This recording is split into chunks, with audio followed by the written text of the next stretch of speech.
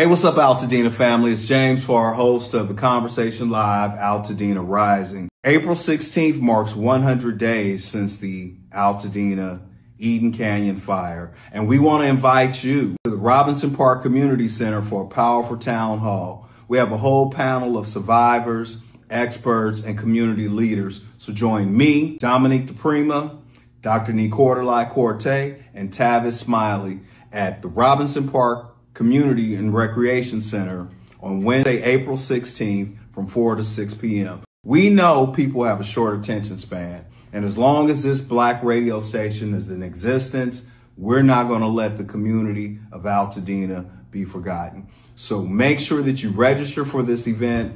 Visit KBLA1580.com to register. Make sure you visit KBLA1580.com. We'll see you on the 16th from 4 to 6 p.m.